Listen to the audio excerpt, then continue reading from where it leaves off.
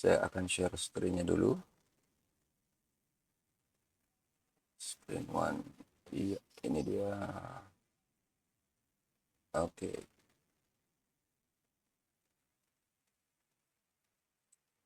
Jadi ini tentang persiapan pitching. Jadi di kamera saya sekarang ada itu juga karena saya juga ngerekam ya. Jadi ini kan ada dua, ada rekaman yang dari IBS, ada rekaman yang lokal saya nanti yang akan saya upload ke Adlink. Oke. Di pertemuan sebelumnya kita sudah membicarakan mengenai pengembangan konsep tentang tes asumsi, kemudian tentang teknik prototyping. Nah, di sini dari 4 step itu yang ada what is, what if, what wow, sama what works. Di sini juga ada pertama kita akan identify opportunity-nya apa, kemudian scope dari project-nya apa, design brief, kemudian bikin plan. Sesudah itu baru masuk ke what is. Di sini kita akan melakukan riset, identifikasi insight, sama establish design criteria. Nah, ini si pitching itu nanti adanya akan di daerah sebelah sini gitu ya. Nah, oke, kita akan lihat aja dulu mulai sekarang. Pertama dari lanjutan prototyping, karena di pertemuan sebelumnya kita udah membicarakan mengenai prototyping. Di rapid prototyping ini, di mana kita akan melakukan kreasi penciptaan visual yang biasanya juga eksperimental. Jadi eksperimental itu maksudnya bahwa dia akan bisa dirasakan oleh publik ya, oleh orang gitu. Jadi yang penting itu bukan cuman 2 dimensinya, tapi 3 dimensi, karena harus kelihatan. Kalau misalnya itu handphone, harus kelihatan bentuknya seperti apa, beratnya, konturnya, rasanya waktu dipegang di tangan seperti apa. Itu dia maksudnya. Dan di sini juga harus dia berbentuk iteratif. Maksudnya apa? Waktu pas pertama kali prototyping itu diperkenalkan, itu nggak mungkin cuman sekali. Karena pertama kali diperkenalkan, misalnya nih ya, oh ternyata barangnya berat ya, harusnya kan lebih ringan. Nah, baru diganti lagi, oh kenapa ya? Apa mungkin bahannya? Mungkin bahannya karena dari stainless steel jadi berat, mungkin harus diganti dengan aluminium misalnya. Tuh. Dan ini harus cepat, karena kalau enggak, berarti nanti kehilangan momentum, akan dilupakan orang. Seperti contohnya itu adalah handphone BlackBerry yang dia mengeluarkan versi Android. Handphonenya bagus, cuman begitu keluar itu bagus bagus banget, nggak ada jeleknya ya. Reviewnya juga gitu. Cuman masalahnya orang udah nggak peduli, orang udah lari ke Android sama iOS semua. Kemudian yang keempat, transforming the concept. Jadi ini mengubah konsep yang tadinya udah dibuat di what if into visible dan testable mode. Jadi tadi ini ya, pas dari sini, dari what if ini, konsepnya itu diubah menjadi prototype, berubah menjadi sesuatu yang bisa dipegang, bisa dites gitu ya. Ini dia. Kemudian, nah ini bentuknya. Jadi dari pertama yang namanya sketsa ya atau draft di sini, wireframe, kemudian baru dibikin mock up, baru ini prototype. Bedanya apa? Kalau ini masih gambar gitu ya, masih gambar sketsa. Kalau mock up itu semua sudah jadi, tapi dalam hal ini karena ini aplikasi, mungkin tombol-tombol belum bekerja sebagaimana mestinya, tapi ini udah jadi. Udah jadi, nanti bentuknya seperti ini. Mungkin warnanya belum pas, tapi semuanya udah jadi itu. Cuman mungkin fungsi-fungsi yang ada di dalam belum berjalan semua. Nah, begitu udah prototype, itu sudah berjalan sebagaimana mestinya. Ya walaupun mungkin kalau di tahap prototype itu, mungkin si aplikasi ini cuma bisa diakses 1 orang. 5 orang, tapi nggak bisa. Nantinya begitu launching mungkin bisa diakses ribuan orang, nggak masalah. Tapi waktu prototype cuma 1 orang. Tapi fungsinya itu sudah 100%. Nah, kemudian kalau kita sering mendengar yang namanya blueprint, blueprint itu adalah bagaimana dia bekerja secara konsep. Yang namanya prototype itu adalah bagaimana dia bekerja di dunia nyata. Jadi, ini kita lihat yang simpel aja dulu. Di sini nih, waktu prototype kelihatannya biasa. Oh iya, ini mobil gitu ya. Ininya nggak kelihatan terlalu tinggi nih. Tapi pas di sini, ini kelihatan tinggi banget kan? Oh ini tinggi banget ya bawahnya ya. Apa nanti naiknya nggak susah atau gimana gitu ya? Apa mungkin nggak merusak coefficient of drag-nya gitu ya? Itu dia.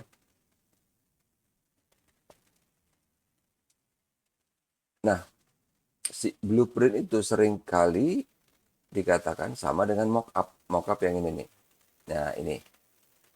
Ini. Ini yang dianggap sebagai blueprint. Sama dengan mock-up. Oke? Nah, kemudian kapan kita akan menggunakan prototype? Jadi, prototype itu digunakan untuk belajar dan bukan untuk ngetes. Jadi kalau kita sering lihat kalau di film-film gitu kan, wah ini ada prototipe mobil A. Jadi waktu di tesnya digeber habis-habisan. Nah, itu prototipe bukan kayak gitu. Jadi prototipe itu adalah untuk belajar. Kok bisa, Pak? Iya, karena waktu perusahaan itu pertama kali membuat produk dalam bentuk prototipe, itu nggak mungkin langsung berhasil. Pasti ada sesuatu yang dia baru tahu gitu. Jadi makanya waktu pas pertama itu harus cepat, iteratif. Begitu lihat kan, oh ternyata tadi contohnya ya, oh ternyata berat ya. Iya, oh mungkin coba kita lebih ringan lagi. Karena waktu dibikin di konsep, beratnya berapa nih handphone? Oh 300 gram atau 320 gram. Oh biasa aja. Tapi pas begitu udah jadi, ternyata berat ya. Oke, coba bikin lebih ringan. Atau misalnya nih handphone prototipenya ternyata, oh begitu dikena cahaya lampu di kantor, kok dia layarnya jadi kurang terang ya, nggak bisa dibaca gitu. Jadi harus secepatnya belajar dari prototipe itu karena pasti selalu ada bahan belajarnya gitu dari prototipe. Nah, dan itu harus cepat. Jadi di sini kita make mistakes faster. Kita harus bisa cepat menemukan kesalahan. Nggak mungkin nggak ada kesalahannya. Pasti ada. Jadi kita lihat nih, oh ini prototipenya. Oh oke. Ya ini barangnya ya. Gimana gitu kan. Misalnya dipegang, dicoba. Karena kan prototipe sudah berfungsi ya. Oke, dicoba 1 orang gimana? Ini fungsi-fungsinya kalau misalnya pas tadi kayak contoh untuk aplikasi gitu ya. Coba jalankan semua. Kalau misalnya ini aplikasi buat booking hotel, oke. Dari awal nih, registrasi gimana, nyari hotel gimana, pas milih hotel gimana, apply diskon gimana, begitu udah sampai check out gimana, begitu udah selesai gimana, kalau mau di cancel gimana. Nah, gitu. Supaya kelihatan di mana salahnya, sehingga bisa diperbaiki secepatnya. Gitu. Jadi, atau di sini bisa dilihat misalnya ada area yang bisa disempurnakan. Sekalian misalnya lihat yang sudah bekerja yang mana, yang misalnya masih kurang yang mana gitu. Itu tujuannya si prototype. Supaya semuanya bisa kelihatan, semua pihak di perusahaan itu bisa belajar secepatnya. Oh, ini jadinya begini. Oh, kayaknya jadinya besar ya handphonenya misalnya. Mungkin terlalu besar, nggak muat di kantong, nggak susah dipegang tangan atau apa gitu. Itu gunanya prototype. Oke. Nah, kemudian selanjutnya apa? Kita membuat prototype itu supaya semuanya itu bisa terlihat secara eksplisit, bisa terlihat jelas. Kalau cuma omongan, orang nggak kebayang. Contoh tadi yang saya bilang kan, ini handphone beratnya 320 gram. Begitu dibilang di meeting, orang, oh iya, iya, iya, oh iya, iya, iya, iya. Tapi begitu dikasih barangnya, prototipe ya, baru semua pada ngomong kan, oh ini berat, oh ini berat, oh ini keberatan, oh ini berat ya, oh ini berat ya, gitu. Explicit. Jadi, makanya kenapa prototipe itu penting sekali, supaya semua buah pemikiran kita ada dalam bentuk yang eksplisit. Supaya orang lain bisa langsung melihat, meraba, merasakan. Kemudian bisa berbagi pengalaman dengan kita. Nah, kemudian waktu kita meluncurkan prototipe itu, kita harus ada ceritanya. Jadi supaya orang itu bisa melihat cerita di belakangnya kenapa. Jadi contoh misalnya. Nah, contoh waktu kita launching prototipe ini, supaya bisa diuji oleh yang lain-lain, bisa dilihat. Jadi kita bilang, oh ya ini kita bikin mobil konsep. Kenapa dia bentuknya seperti ini? Kenapa dia bentuknya dragster? Kenapa dia nggak pakai atap? Apakah ada yang versi hardtopnya atau enggak? Kemudian ini pakai mesinnya apa? Ini warnanya apa? Ini bodinya dari bahan apa? Tuh. Jadi supaya orang nanti bisa kebayang, karena mungkin misalnya nih, misalnya prototipenya bahannya masih belum seperti yang diinginkan. Jadi misalnya bahannya masih baja atau kayu mobil ini. Nantinya pakai aluminium. Jadi kita harus cerita juga. Karena nanti kan orang akan megang kan prototipenya. Pas bilang, oh kok kasar ya? Iya, karena ini belum masih pakai baja, belum pakai aluminium. Gitu kan. Jadi kenapa kita harus cerita di sini, tell a story, supaya orang bisa langsung merasakan. Kalau memang ada yang perlu ditanggapin, mereka udah bisa langsung dikasih tahu informasi duluan. Kenapa misalnya seperti ini? Kenapa mobilnya ground clearance-nya terlalu tinggi di tengah? Kenapa? Apa cerita di belakangnya? Apa konsepnya? Kenapa dia seperti itu? Apa supaya mendinginkan mesin misalnya atau apa gitu. Oke? Kemudian si prototipe itu ada yang namanya prototipe 2 dimensi. Jadi di sini dia berbentuk flowchart atau storyboard atau metaphoricals atau video atau interactive building blocks atau business concept illustration. Jadi kalau prototype, kalau flowchart itu sebentar ya. Coba saya buat ini ya. Jadi mana dia? Ini. Jadi kalau flowchart itu, nah ini sudah bisa ya. Berarti saya hapus dulu. Mana sih penghapusnya? Oke. Jadi kalau flowchart itu biasanya yang kita tahu itu kan yang bentuknya seperti ini ya. Kok yang seperti ini bentuknya? Jadi pas misalnya dia bentuknya ini mulai, kemudian ini ada panah, kemudian di sini misalnya biasanya ada percabangan. Waktu di percabangan ini kemana, jadi ini misalnya untuk proses berikutnya, ini mungkin untuk ada peringatan apa, kemudian nanti ini kemana, bisa lari ke sini lagi, nah kemudian ini ke bawah misalnya sampai di finish. Ini yang namanya flowchart. Oke. Kemudian kalau yang namanya storyboard, sebentar kita hapus dulu ya. Kalau storyboard itu kalau misalnya yang gampang ya, kita pernah lihat komik, buku cerita, nah kurang lebih storyboard seperti itu. Jadi biasanya dia ada kertas gitu ya di sini. Nah, di sini tuh ada gambar-gambarnya. Ada gambar-gambarnya. Jadi gambarnya nggak mesti kotaknya sama semua. Kadang-kadang ada yang lebih besar, ada yang lebih kecil. Jadi di sini kemudian ada ceritanya apa? Jadi misalnya contohnya ini mau bikin storyboard tentang iklan minuman misalnya. Jadi di sini ada gambar misalnya nih, oh ada si orang kehausan, kemudian dia jalan gitu sambil keringetan gitu ya.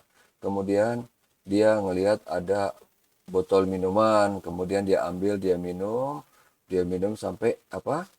Keringatnya turun ke bawah semua gitu, misalnya gitu ya. Nah, itu yang namanya storyboard. Ini ya, storyboard. Kemudian kalau metaphorical, ini bentuknya adalah metafor. Jadi metafor itu kan kayak kiasan gitu. Jadi dia ini cuman diperlihatkan mungkin dalam bentuk kecil gitu. Kalau kayak prototype, dia cuman dalam bentuk yang mini atau mungkin cuman dalam bentuk apa namanya ya? Misalnya apa sih? Kalau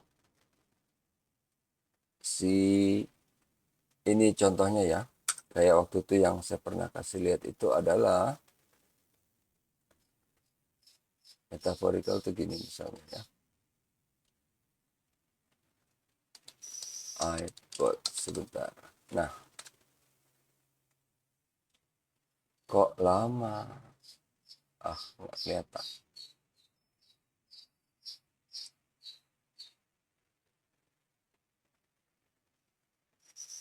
Nah,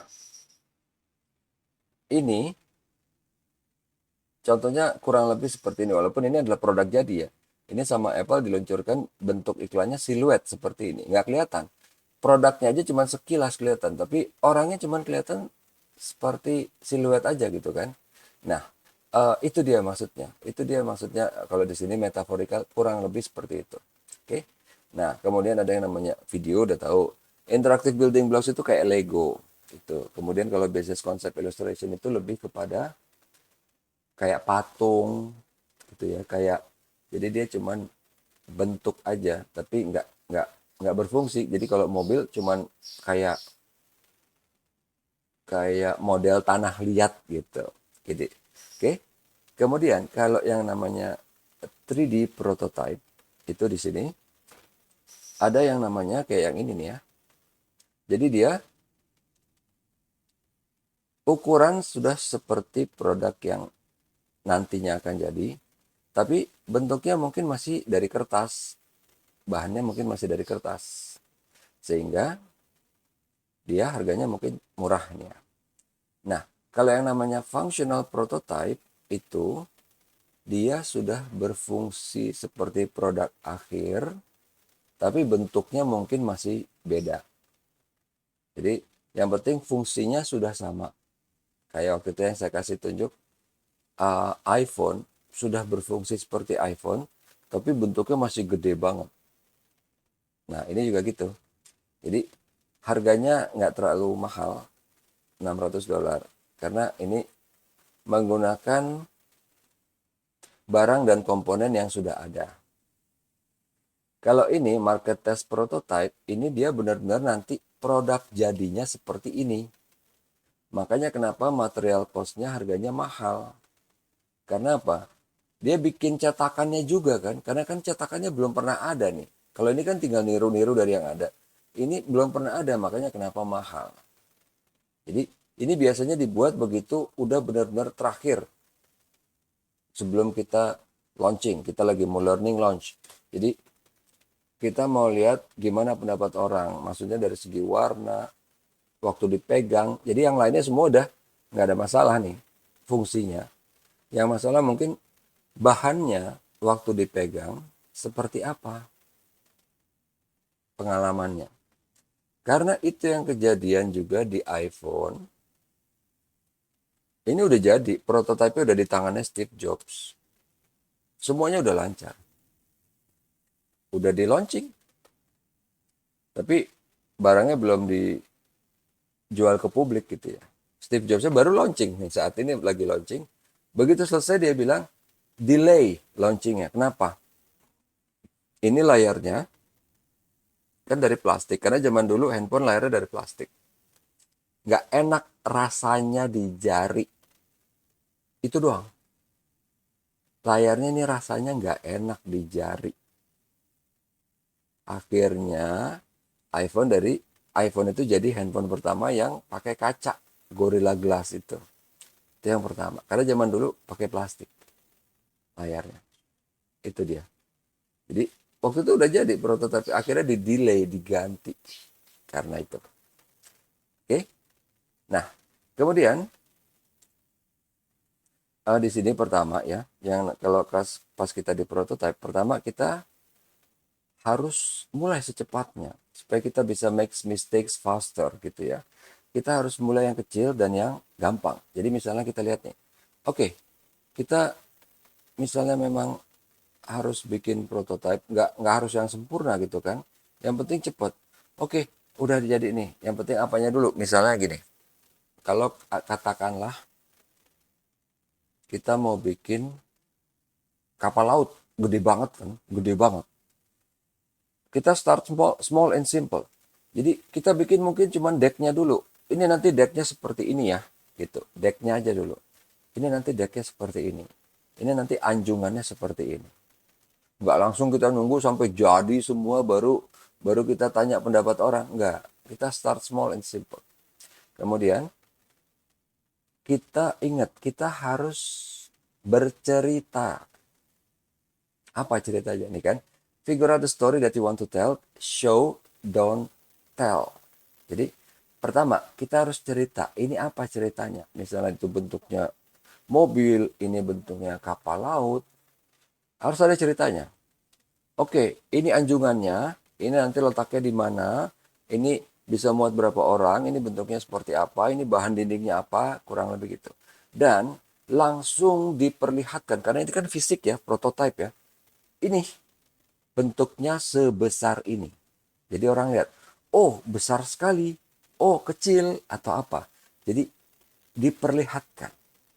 Kemudian yang nomor 4, visualize multiple option. Jadi di sini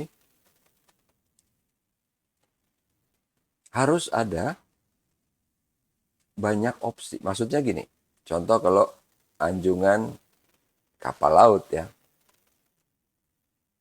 Oh ini nanti bahan dindingnya apa ya? Kan nanti kena air laut, apakah dia akan berkarat atau tidak? Oh iya nanti bahannya mungkin kayu. Tapi kan kayu nggak kuat.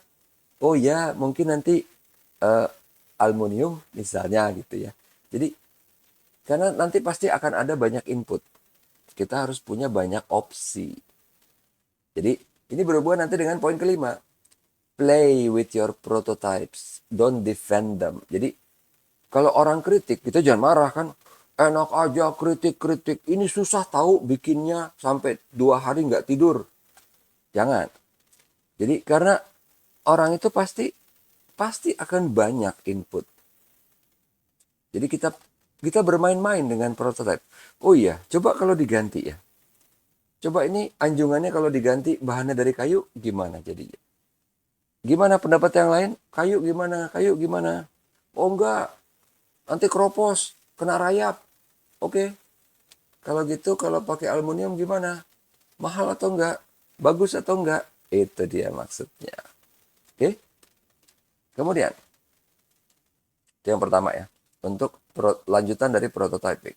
Sekarang kita masuk ke learning guide. Jadi learning guide itu letaknya sudah di sini. Tadi kan rapid prototyping di sini ya.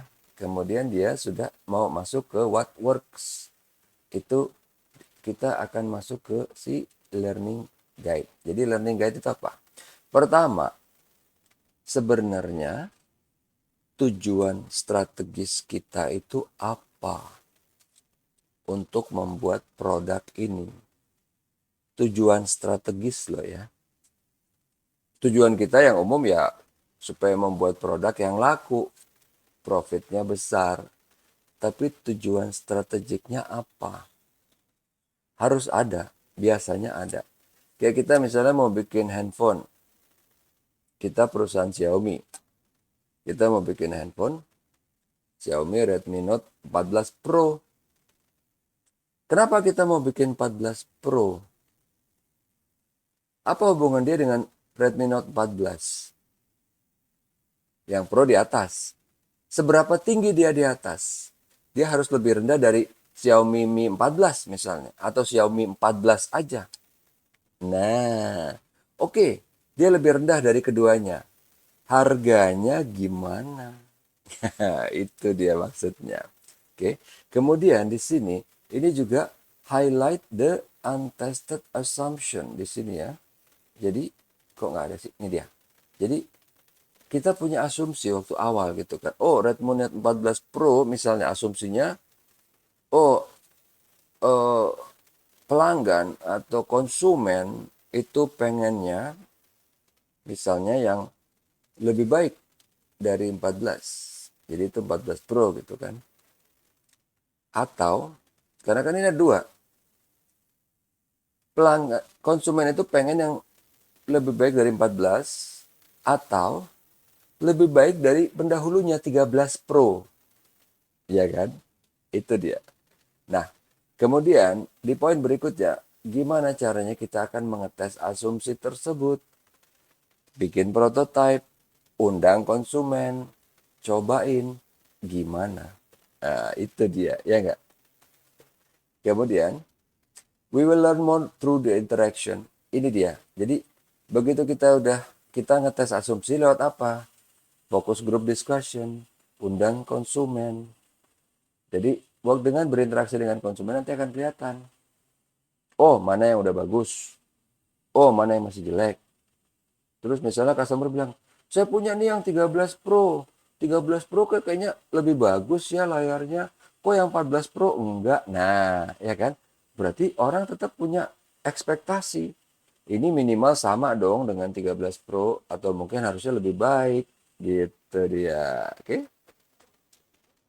Kemudian, untuk learning guide untuk startup itu di sini. Jadi kan startup tuh biasa didanain, dimodalin oleh venture capital. Jadi venture capital itu atau perusahaan pendana itu biasanya akan memberikan modal secukupnya. Yang penting supaya startup ini bisa menghasilkan prototipe dulu misalnya. Atau untuk menghasilkan 10 produk dulu. Jadi enough funding untuk startup supaya bisa mencapai important milestone. Important milestone dalam tahap belajar untuk melihat gitu ya. Jadi sampai bisa bikin prototipe dulu misalnya. Jadi bisa dites, dicoba, berikan kepada konsumen untuk dimintai pendapatnya.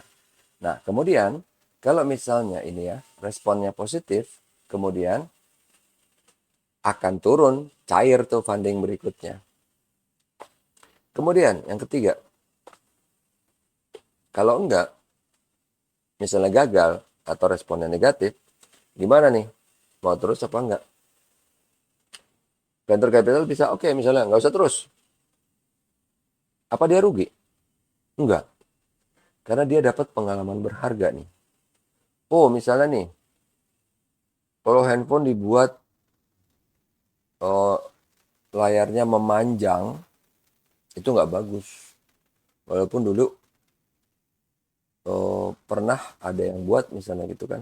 Oh enggak kok, bagus kok, 16 banding berapa ya? 16 banding, sekarang itu kan yang biasa 16 banding 9, 16 banding 10 gitu ya.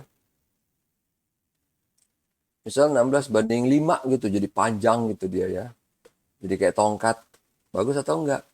Oh iya, ini buat lihat Twitter, buat lihat eh, IG Reel misalnya gitu kan. Bagus gak? Kelihatannya di atas kertas bagus. Ternyata pas jadi orang nggak ada yang mau gitu megang. Ih, apaan nih? Ini bukan handphone. Ini kayak balok gitu, kayak tongkat misalnya gitu kan. Oh ya udah, gagal. Tapi paling nggak di sini venture capital udah tahu kan. Oh, jangan sekali-kali buat handphone yang memanjang seperti yang dilakukan Sony dulu gitu. Oke. Nah, kemudian di sini biasanya kalau waktu melakukan learning guide, pihak development itu biasanya maunya main aman supaya nggak kelihatan salah gitu. Jadi misalnya waktu pas bikin barang udah jadi dari prototype tadi, misalnya kan tadi ada saran perubahan gitu ya. Oke, ini mungkin misalnya tadi harusnya contoh kayak handphone ya, handphone. Oh, terlalu berat nih. Padahal itu awalnya dibuat berat karena baterainya biar irit, biar biar gede baterainya kan. Oh ya udah nih, kalau terlalu berat, gimana caranya? Kita mau kurangin gimana? Kita pengen bikin dia jadi lebih enteng gimana? Yang dimaksud enteng yang mana nih? Jadi yang paling gampang biasanya dari developer itu, pembuat itu, ya udah lihat handphone yang ada aja, kita copas. Itu biasanya ya. Development team often play it safe supaya nggak salah nih. Jadi yang gampang gimana? Lihat aja yang sudah ada di pasaran, yang disukain orang, beratnya berapa. Misalnya ada yang 200 gram, ada yang 250 gram, ada yang 240 gram, gitu. Jadi supaya ada gambaran. Jangan misalnya kan, oh ini handphone 300 gram, terlalu berat. Tapi yang pas berapa? Nggak tahu kan? Jadi biasanya pihak development gimana nih? Kita nggak tahu. Ya udah lihat yang ada aja berapa. Karena yang ada berarti sudah terbukti dipakai orang kan? Oh iya, ini udah dipakai, udah jadi. Nah, itu berapa beratnya gitu. Oke. Kemudian di sini yang paling penting itu, yang ini suka orang tuh suka salah. Design thinking itu harus membuat kesalahan secepatnya. Kan biasa orang kan mikirnya, wah dia nggak mau berbuat salah. Enggak, ini harus, karena namanya prototype, namanya pas lagi bikin desain, itu nggak mungkin nggak ada salah. Nggak mungkin, pasti. Jadi tugas design thinking itu menemukan kesalahan itu secepatnya. Fail early, fail fast, fail often. Jadi secepatnya supaya bisa diperbaikin, supaya produknya nanti bisa launchingnya lebih cepat dari yang lain. Itu dia maksudnya. Fail early, fail fast, fail often. Nah kalau ini try again, coba terus. Oh ininya kurang, ya udah modifikasi lagi. Ininya kurang, lagi modifikasi, kurang lagi. Oke, begitu sampai udah selesai udah bagus, baru di launching dan orang suka. Harapannya seperti itu. Oke, ini sudah learning guide yang kedua. Kemudian tadi ngomong-ngomong ini ya di customer co-creation. Jadi kita lihat dulu, ini ada sesuatu yang agak-agak lucu sebenarnya sih. Jadi yang tadi ngomongin Apple sama Xiaomi ya. Jadi ternyata ini berita di websitenya Apple ya. Jadi nggak mungkin dia bohong. Di sini Xiaomi itu sudah mengalahkan Apple. Faktanya ya, Xiaomi sudah mengalahkan Apple. Jadi market share-nya nomor 1 Samsung 19%, nomor 2 Xiaomi 17%. Apple cuma 14%. Oke. Ini di websitenya Mac Rumors nih ya, Macintosh ya, websitenya Apple. Jadi ini menunjukkan bahwa lihat ya, growth-nya Samsung biasa 15%. Growth-nya Xiaomi gede banget, 83%. Satu lagi yang perlu dilihat, growth-nya Apple tuh kecil sekali, cuma 1%. Terbukti kita lihat dari mana? Lihat bentuknya iPhone. Dari iPhone 11, 12, 13, 14, 15, 16, itu nggak ada perubahan signifikan. Cuman tambah satu tombol, cuman merubah uh, SoC prosesornya, cuman merubah teknologi displaynya, tapi nggak ada perubahan yang eye-catching, yang signifikan. Oke, kita balik sekarang ke si customer co-creation ini. Jadi, apa itu customer co-creation? Proses untuk bersama-sama dengan potensial customer untuk menciptakan produk baru. Jadi biasanya kalau di sampo ya, ada yang namanya Sunsilk Co-Creation. Jadi ini misalnya dibuatnya bersama-sama dengan, kalau dulu dengan Rudy Hadisuwarno. Jadi customer yang memang mengerti rambut karena dia punya salon gitu kan, co-creation. Ini banyak untungnya. Pertama, bisa melibatkan customer. Sehingga customer lain juga jadi senang. Kenapa? Oh, suara kita didengarkan ya, gitu misalnya gitu ya. Jadi customer yang nggak ikut tetap senang. Oh iya nih, kita didengarkan. Sementara yang ikut itu juga senang. Karena dia bisa buat, ini loh sesuai pengalaman saya itu begini, begini, begini. Bagi Sunsilknya, dia juga tahu langsung dari orangnya. Oh, namanya perempuan itu suka sampo yang membuat rambutnya jadi halus. Terlepas itu bagus atau enggak buat kulit kepala, yang penting halus. Itu dulu. Yang penting, oh iya, jadi ntar kalau mau bikin, tujuan utamanya pokoknya membuat rambut terasa halus. Walaupun bikin botak, bikin apa, nggak masalah. Yang penting terasa halus. Itu intinya. Jadi banyak misalnya produk yang sebenarnya bagus. Samponya bagus. Oh bagus nih bikin rambut jadi hitam, jadi gimana, nggak rontok. Tapi nggak bikin rambut jadi halus abis dipakai. Jadi orang nggak bakal beli tuh. Karena apa? Efek-efek kesannya kayaknya nggak enak nih, kesannya ini kayaknya apa gitu kan. Karena itu yang kelihatan langsung. Yang oh ternyata orang itu sangat peduli. Dia nggak peduli apakah sampo itu beneran bagus untuk rambutnya atau tidak. Yang penting begitu habis sampoan selesai, oh halus nih, kayaknya bagus samponya, itu aja gitu. Jadi itu pengaruh sekali. Oke, kemudian berikutnya, misalnya contohnya customer co-creation. Kalau kita ingin supaya inovasi itu berarti untuk customer dan itu pantas untuk kita investasi dari segi finansial maupun psikologis, kita harus mengajak si customer itu ikut ke dalam proses. Jadi kan yang nantinya akan beli produk kita kan customer, ya nggak, konsumen kan. Supaya dia bakalan beli, supaya input dia itu diterapkan, ya udah, undang aja dia langsung ya untuk penciptaan produknya, ya enggak? Kan win-win solution jadinya. Customernya didengarkan, semua sarannya, kita juga nggak pusing-pusing. Apa sih maunya customer? Apa sih maunya customer? Kita nggak pusing. Karena apa? Customernya sendiri udah ikutan kok, ya kan? Gitu. Kemudian, di sini pertama, siapa customer yang harus kita ajak kerjasama, ya enggak?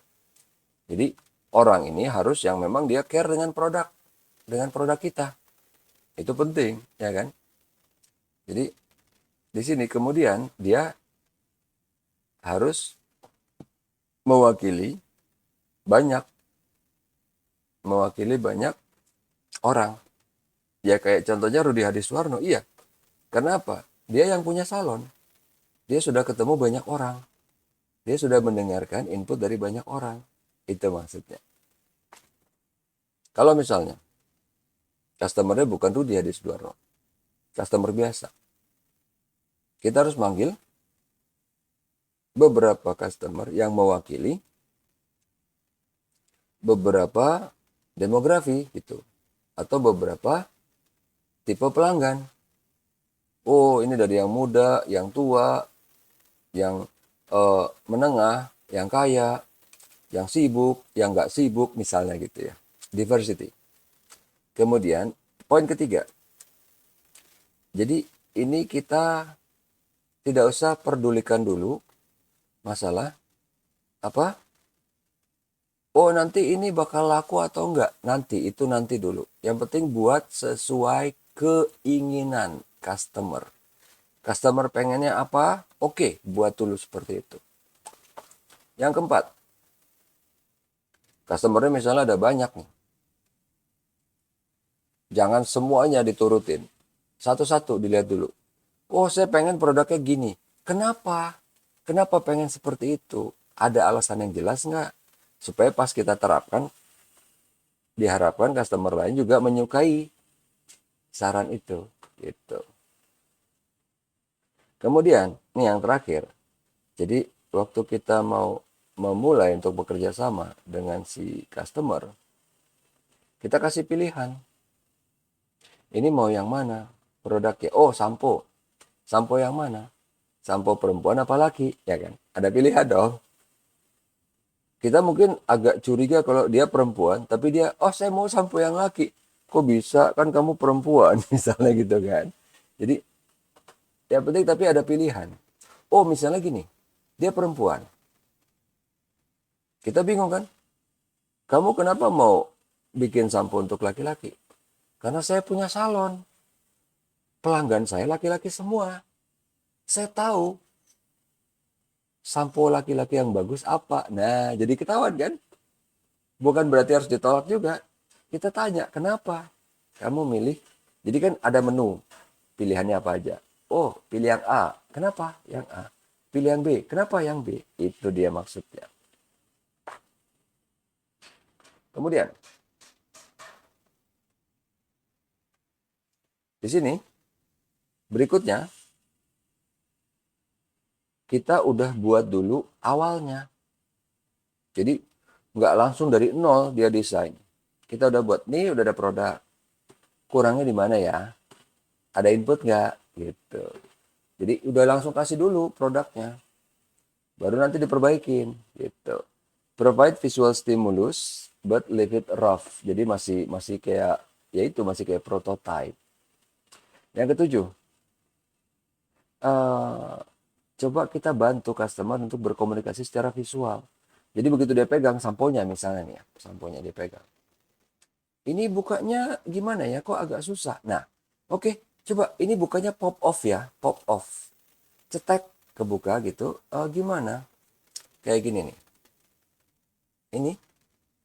Ini bukanya pop off kan. Jadi ini pakai jari kita tekan, nanti dia akan terbuka begini kan. Oke, itu pop off namanya. Atau maunya bikinnya apa? Yang di push, ditekan sehingga ntar ada lubangnya kita bisa keluarkan dari situ atau gimana maunya. Nah, itu yang kita bantu customer.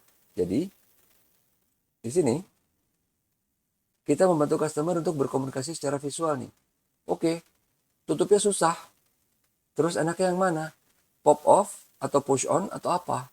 Atau diputar kayak zaman dulu banget gitu ya. Misalnya. Yang ke-8, leave time for discussion.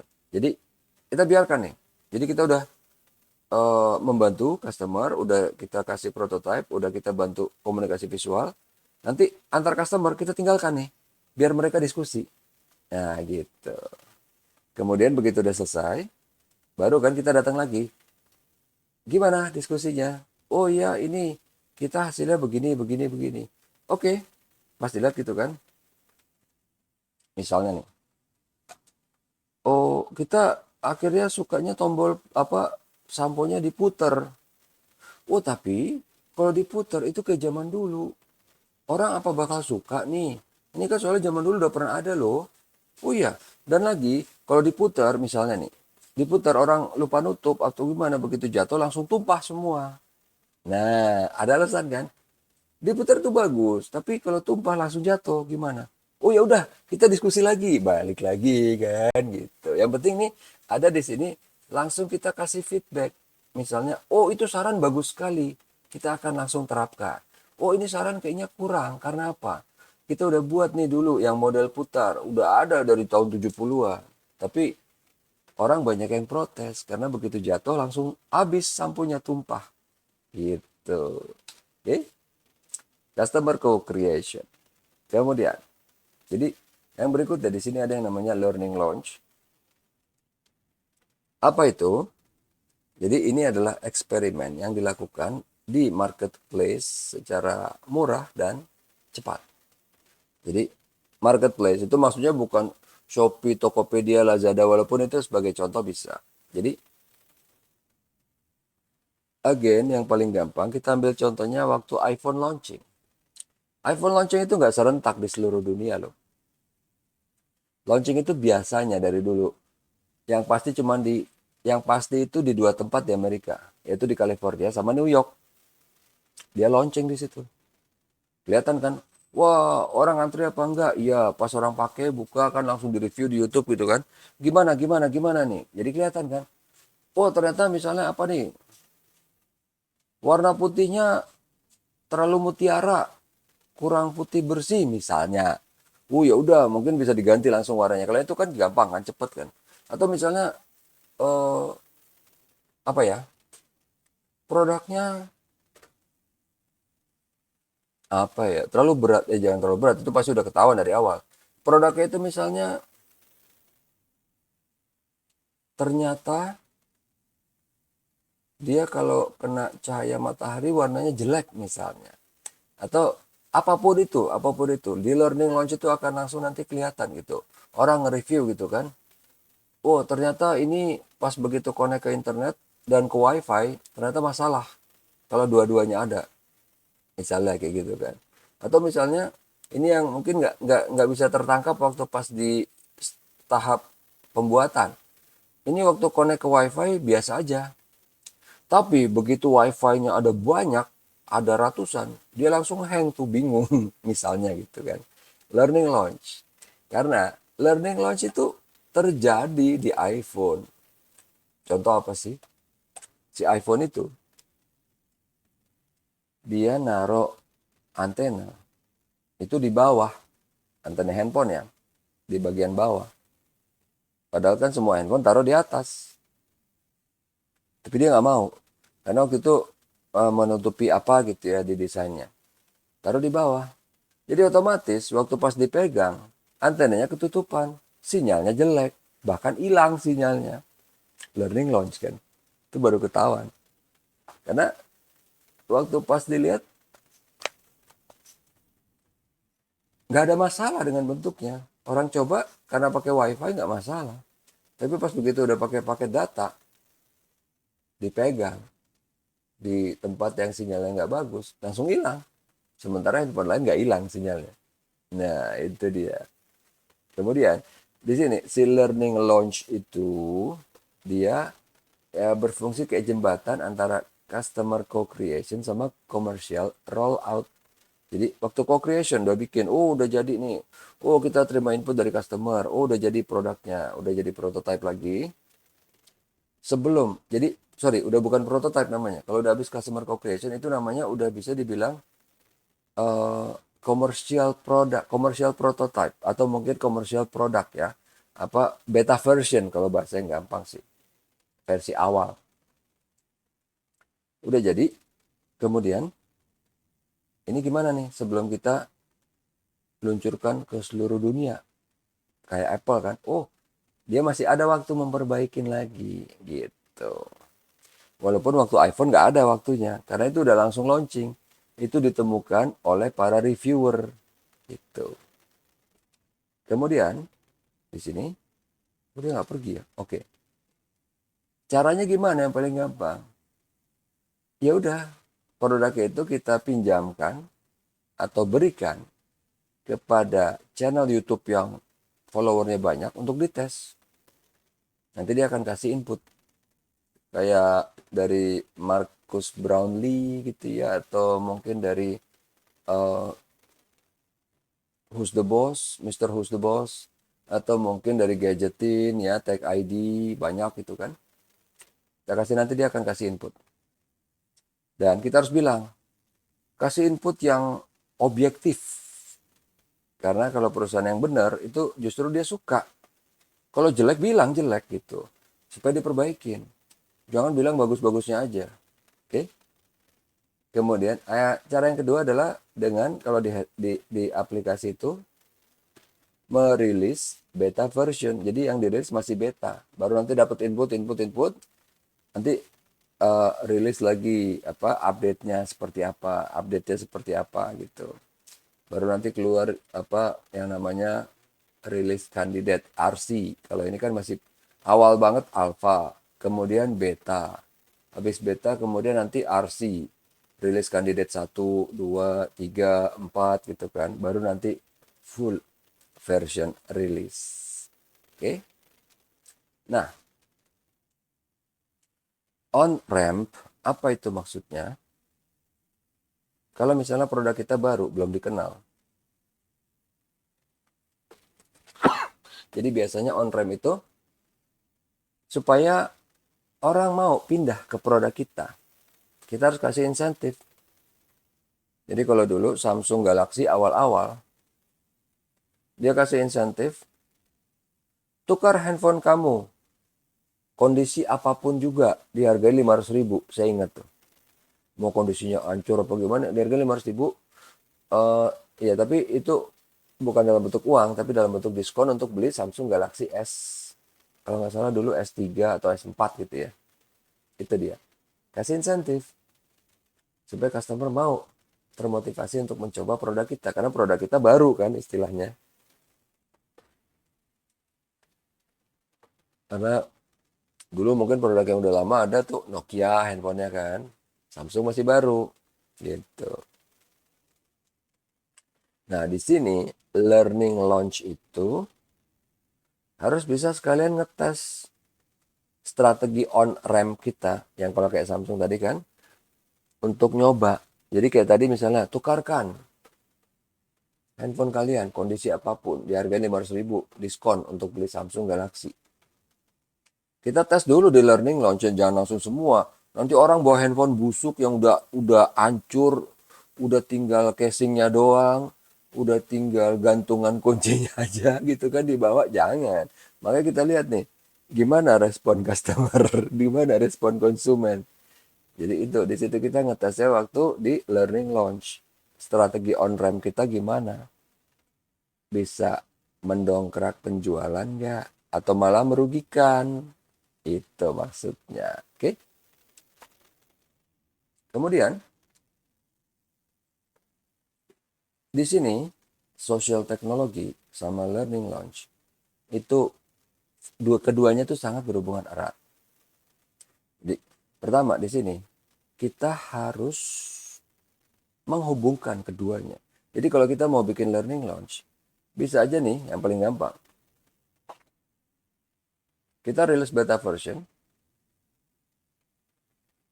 cuman di internet. Ya Pak, itu kan kalau aplikasi. Enggak.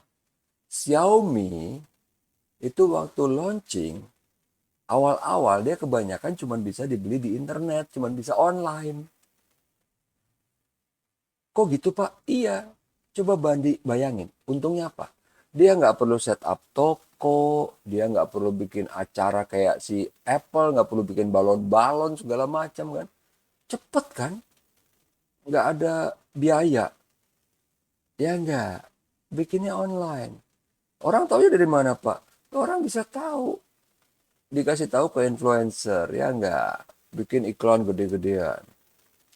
Karena iklan itu juga kan nggak semahal kalau kita bikin kayak di Apple gitu kan.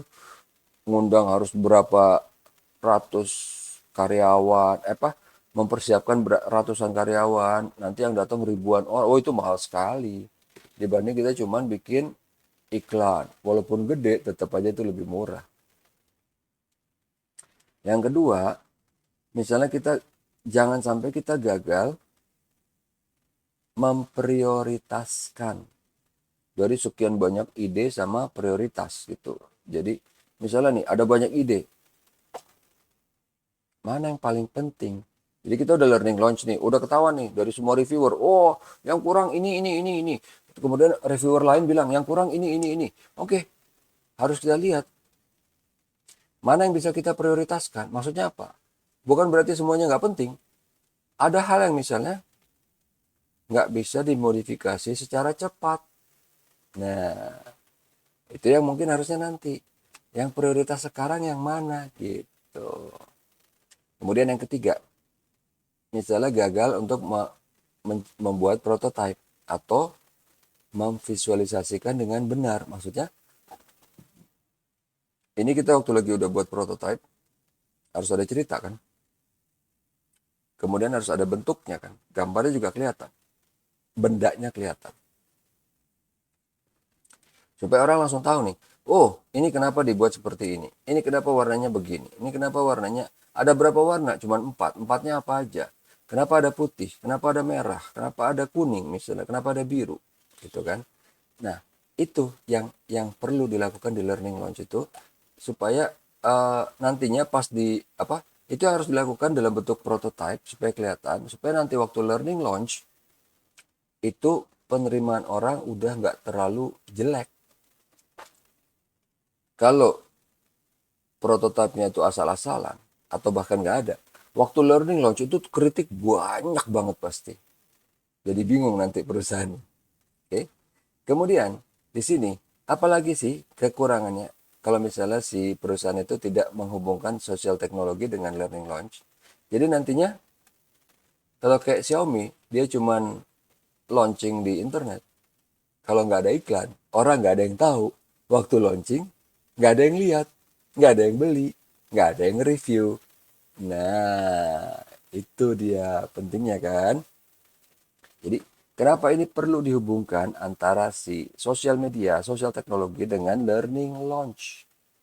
Kalau enggak, ini efeknya nggak bisa connect ke apa konsumen sehingga nggak bisa melihat apa nih eh, kritiknya dari konsumen yang belum terpenuhi. Apa nih kebutuhan yang belum terpenuhi. Yang kedua tuh prioritisasi dari semua segala jenis ide harus dilihat nih mana yang perlu. Yang ketiga, ini nggak bisa misalnya karena dari ini nggak tidak terhubung antara sosial teknologi dengan learning launch itu nantinya nggak bisa tervisualisasi dengan benar. Jadi karena kan yang lihat cuma dikit gitu kan, nggak semuanya. Harusnya bisa ribuan orang nih, yang lihat cuma puluhan orang. Jadi saran yang diterima nggak banyak, nggak bisa tervisualisasikan dengan benar gitu. Jadi suruh ini suruh misalnya nih dari puluhan orang itu semua pengennya A. Ternyata sebenarnya konsumen kebanyakan pengennya B bukan A. Nah kan failure to prototype or visualize sehingga nantinya pas begitu di launching lagi orang malah bingung kan kok A sih padahal kita pengennya B gitu kan. Nah itu dia. Kenapa? Karena tidak terkonek antara sosial teknologi dengan learning launch jadinya waktu pas udah dapat input nih tapi inputnya cuma dari sedikit orang dan salah ternyata kebanyakan orang nggak menginginkan demikian. Nah itu jadinya ada miscommunication kan itu maksudnya. Oke. Nah di social technologies itu ada yang namanya prediction market. Maksudnya apa? Itu bisa kelihatan gampang. Dari postingan orang. Apa sih yang orang harapkan dari sebuah handphone? Kelihatan dari postingan orang. Postingan orang yang berhubungan sama handphone lah. Jadi nggak bakal kelihatan kalau orang lagi posting makanan. Walaupun bisa jadi kelihatan. Misalnya nih, dia posting makanan. Terus dia bilang, Alhamdulillah makanannya terlihat enak karena kamera handphone saya bagus misalnya gitu. Oh, berarti ini sangat penting nih kamera. Nah, walaupun itu kita udah tahu ya. Tapi misalnya yang lain gitu kan. Dia lagi foto misalnya apa ya? Lagi foto air terjun. Dia lagi liburan. Alhamdulillah ya. ini kameranya bagus handphone saya, walaupun udah kena air, ternyata anti air itu keren. Misalnya gitu ya. Oh, jadi ini satu orang suka nih anti air. Yang lain gimana? Suka nggak? Waterproof atau cuman splash proof atau mungkin IP berapa? IP64, IP67, IP68. Oke. Nah, kemudian di social technologies itu ada yang namanya social networking. Jadi, waktu kita mau launching, kita kasih ke influencer, ya kan? Kenapa? Karena influencer itu social networking yang paling tinggi, yang followernya banyak. Dengan harapan begitu dia review, yang nonton juga banyak. Begitu dia bilang, ini bagus, beli ya. Yang lain pada beli. Makanya namanya influencer kan. Itu dia maksudnya. Jadi makanya kenapa barang yang nggak terlalu bagus pun biasanya menyewa influencer. Atau kebalikannya kayak food reviewer yang baru-baru ini rame, Code Blue. Jadi dia memanfaatkan mengancam restoran dengan review jeleknya dia. Kalau kamu nggak bayar saya, ini saya udah review jelek nih. Kamu nanti jadinya ditinggalkan konsumen nih. Kalau mau review jeleknya saya hapus, kamu harus bayar saya gitu. Jadi kayak pemerasan gitu kan. Oke, itu dia tadi untuk si social technologies. Nah, ini udah semua. Tapi kemudian pertama, kita mau lihat ini Discord dulu ya. Ini udah sampai sini. Nah, ini ada reminder ya. Untuk presentasi di-upload ke e-kampus minggu depan, batas akhirnya 18 Maret ya, jam 12 tahun 2025, dalam bentuk presentasi UTS dalam bentuk presentasi kelompok. Tiap anggota kelompok akan diberikan 2-3 pertanyaan berkaitan dengan materi kelompoknya. Dikaitkan dengan materi kuliah design thinking, iyalah pasti ya. Oke, nah kemudian jangan lupa mengerjakan tugas dan kuis karena berpengaruh ke nilai akhir. Nah, kita akan lihat di sini ya sebentar. Kita taruh dulu di sini. Ini kita akan lihat untuk yang design thinking yang Sabtu ini ya. Jadi di sini ini mungkin kalau misalnya ada yang kemarin bertanya-tanya kenapa tiba-tiba ada muncul kuis. Jadi kuis itu udah saya desain akan keluar sesuai sesinya, tapi ternyata nggak bekerja ini sistemnya. Makanya akhirnya saya keluarin semua langsung manual dikeluarkan sekarang gitu pilihannya nih ya. Ya di sini nih, ini kuisnya. Tadinya tuh ada schedulernya, cuman nggak bisa. Aksibel kuis, oke, ini udah dikerjakan ya. Nah, ini kemudian ini kan ada tugas kelompok untuk pengganti UTS-nya ada di sini ya. Oh, ini sudah dikerjakan. Oke. Jadi di sini ada tugas kelompok, instruksinya udah lengkap. Oh, ini juga sudah dikerjakan. Nanti tinggal presentasinya. Nah, si presentasinya itu akan dilakukan. Kita lihat sini ya. Ini yang design thinking. Kita lihat di opsinya. UTS-nya itu online ya. Ini online. Jadi, kalau misalnya kita orangnya itu, wah saya susah bicara di depan umum misalnya. Dengan latihan, dengan menguasai materi, kita sudah bisa menjadi cukup pede. Kita jadi bisa cukup nyaman. Tapi kalau yang namanya itu kan kalau offline, kalau online kita sudah berlatih, kita sudah menguasai materi, tapi tiba-tiba waktu kita mau presentasi ada masalah dengan kamera, ada masalah dengan jaringan, ada masalah dengan komputer, ada masalah dengan OS-nya. Itu bisa bikin panik. Jadi itu makanya kenapa online ini sebenarnya agak lebih berat dibanding offline. Karena ya saya kan sering sekali ngajar online, sudah mungkin ribuan kali. Jadi ini untuk saya yang udah pengalaman aja, kalau pas lagi ngajar gini, tiba-tiba mic-nya mati, itu agak sedikit panik. Apalagi misalnya orang yang baru, itu lebih panik lagi. Apalagi ini tadi kita ngomongin, oh kita punya cadangan, punya backup, punya apa. Ada hal lain nih. Semuanya sudah bagus, tiba-tiba rumah kita mati lampu. Nah, ya kan? Saya pernah kejadian. Makanya akhirnya, kenapa selalu kalau ngajar online, saya selalu ada desktop komputer, ada notebook, dan ada handphone. Kalau misalnya masih di tengah jalan, waktunya masih panjang, saya akan pakai notebook. Wi-Fi-nya gimana Pak? Bisa. Wi-Fi saya ada UPS-nya, jadi masih bisa jalan sampai 8 jam. Handphone juga masih bisa, dan di handphone sebenarnya itu ada di area meja kerja ini ada UPS lagi yang bisa tahan 12 jam. Gitu. Anggaplah misalnya, oh itu lupa di charge atau nggak bisa, ya udah mau nggak mau pakai HP. Backup terakhir kan, pakai handphone. Walaupun nggak enaknya lihatnya lebih kecil gitu kan, tapi tetap ada cadangan. Jadi cadangannya ada 2 lapis, ada dari laptop, kemudian ada lagi dari smartphone itu. Nah, di sini itu yang harus diperhatikan kalau presentasi online, ya.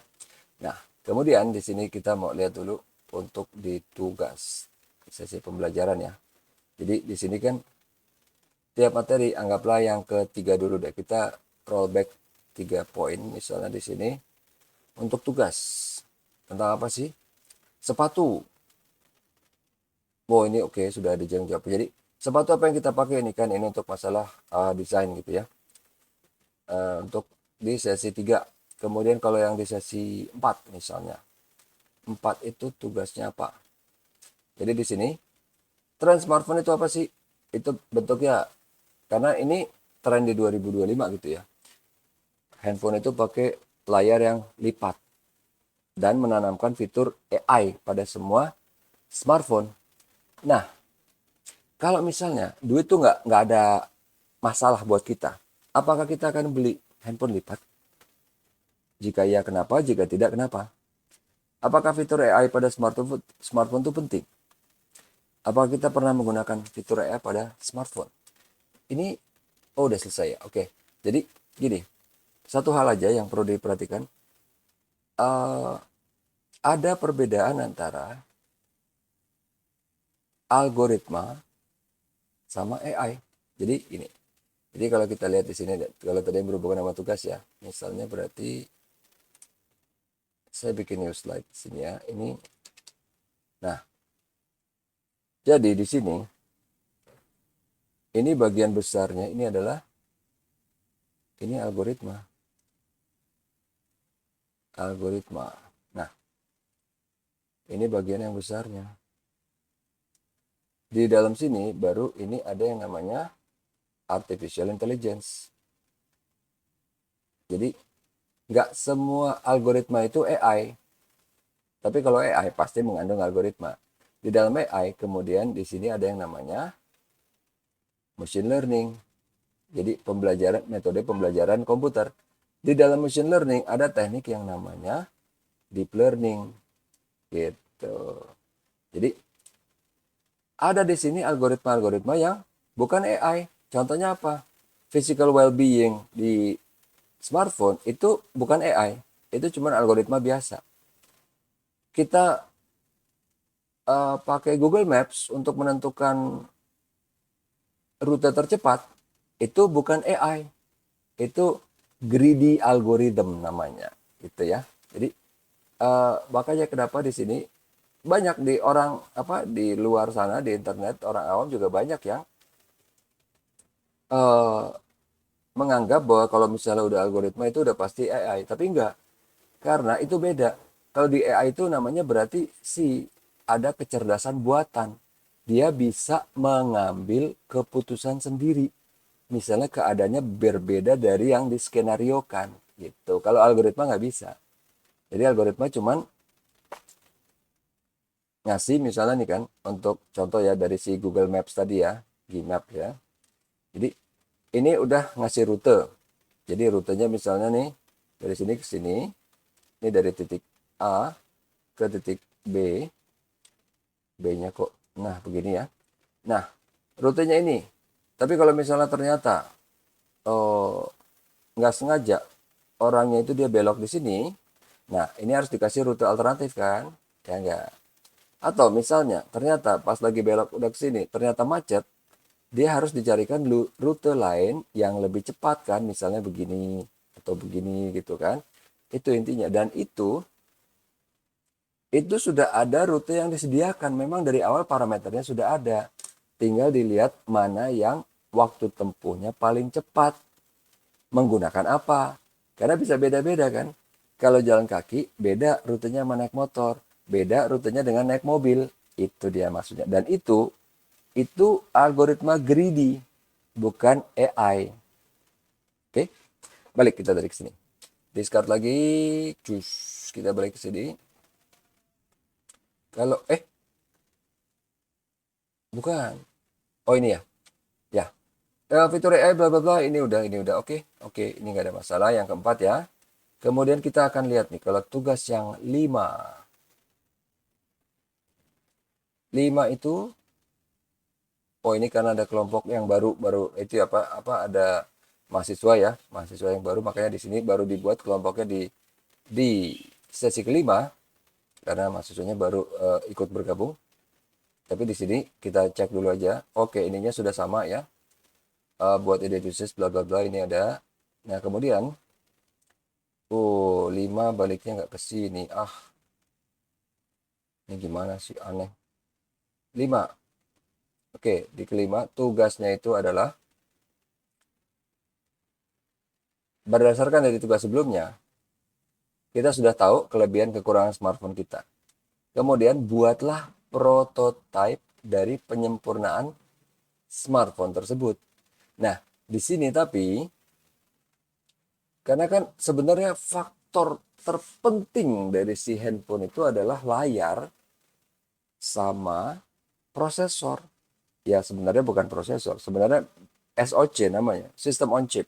Tapi awam kita bilangnya prosesor gitu ya. Prosesor. Tapi saya nggak masukin di sini karena itu kalau prosesor itu rumit. Karena di sini kan prosesor itu ada banyak. Bahkan Qualcomm Snapdragon-nya pun ada banyak. Mau yang seri apa? 6, 7, 8. Yang 8 Gen 1, Gen 2, Gen 3 kan. 6 yang mana nih?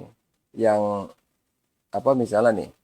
680, yang belakangnya 0 apa belakangnya 5? 680 dengan 685 itu cepetan 680. Bingung kan? Tapi 690 lebih cepat dari 680. Atau misalnya kalau yang MediaTek Helio. MediaTek Helio itu yang apa? Yang G9 G99 atau G100 atau berapa? Atau MediaTek yang Dimensity. Ya kan? Dimensity 100, Dimensity berapa gitu. MediaTek ada 2 nih ya. Kemudian atau yang Unisoc Tiger. Unisoc Tiger yang berapa? 818, 828. Atau Samsung Exynos yang 4X yang berapa? Atau High Silicon. High Silicon Kirin. Beda lagi kan? Atau Apple Bionic yang A18. Atau yang mana? Nah, itu bikin pusing. Tapi di sini enggak. Cuman dari sisi desain fisik. Panjang, lebar, tebal, berat, layar berapa. Tapi itu semua harus sesuai dengan teknologi yang ada sekarang gitu kan. Bahannya mau pakai apa? Aluminium. Kenapa mau pakai aluminium? Polikarbonat. Kenapa mau pakai polikarbonat? Gorilla Glass, titanium. Kenapa memilih bahan itu? Jadi misalnya nih, banyak handphone yang belakangnya itu pakai kaca. Padahal kan kalau jatuh pecah. Tapi kenapa sih dia pakai kaca? Buat NFC. Karena kalau handphone biasa, udah handphonenya apa? Belakangnya itu tebal, dikasih casing lagi jadi tambah tebal, NFC-nya nggak bisa. Itu alasannya kenapa dia pakai kaca. Padahal kan kita tahu kan, ini bego banget pakai kaca malah nggak bisa ngapa-ngapain. Apa? Maksudnya ini jangankan jatuh, kita lagi jalan kepentok kena pintu gitu ya, bisa jadi retak, ya kan? Tapi apa alasannya dia pakai kaca? Ada alasannya supaya NFC-nya bisa jalan dengan baik dan benar gitu. Oke, nah oke. Eh, ini sudah semua ya. Jadi nanti kita akan ketemu minggu depan di pertemuan ke-7. Itu nanti ini ya, offline ya, pertemuan ke-7 di ruang 201. Karena sesuai dengan jadwal di sini, pertemuan ke-7 itu bentuknya offline. Baru pertemuan ke-8 itu UTS ya, dalam bentuk online. Oke. Sampai sini ada pertanyaan? Waduh, kalau misalnya tidak ada pertanyaan, kita... Oh, kenapa? Ada yang mau nanya? Kalau tidak, sampai ketemu lagi di minggu depan. Terima kasih atas atensinya. Assalamualaikum warahmatullahi wabarakatuh. Tetap sehat dan tetap semangat. Waalaikumsalam. Terima kasih Pak. Tetap positif. Iya, sama-sama. Iya, sama-sama, Yohanes. Iya, Waalaikumsalam. Makasih Pak. iya, sama-sama. Oke. Recording stopped. Uh,